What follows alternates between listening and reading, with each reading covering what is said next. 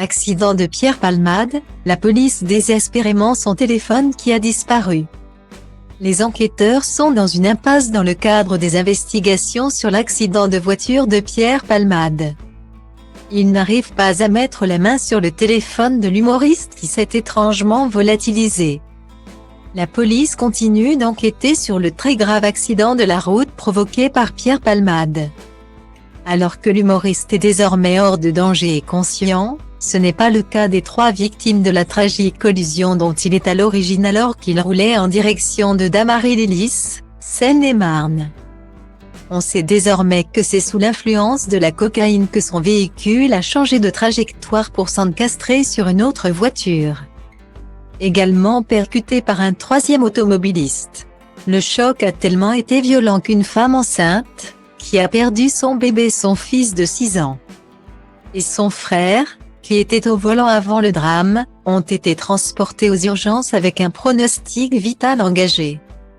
C'est dans ce contexte qu'une enquête a donc été ouverte pour homicide et blessures involontaires ayant entraîné une incapacité totale de travail supérieure à 3 mois. Par conducteur sous l'emprise de produits stupéfiants.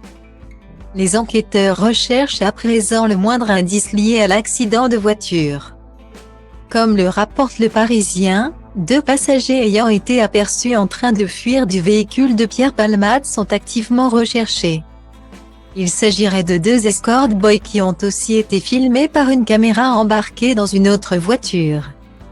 Le ministère de l'Intérieur a ainsi lancé un appel aux 2 individus à se rendre dans n'importe quel commissariat ou brigade de gendarmerie pour expliquer les faits. Ce dimanche 12 février, une perquisition a également été réalisée au domicile de Pierre Palmade et selon Le Parisien. Des médicaments, du matériel d'injection, dont des seringues usagées, ainsi que des sextoys ont été retrouvés. Mais un mystère reste entier, où est passé le téléphone portable de Pierre Palmade, comme le révèle le quotidien. L'appareil n'a été retrouvé ni sur l'humoriste, ni dans sa voiture et encore moins chez lui. Un gros problème pour la police qui espérait récupérer des informations sur les 2 passagers en fuite. La thèse du nettoyage de la demeure de Pierre Palmade se précise donc et c'est sans compte sur le témoignage accablant de la femme de ménage de celui-ci.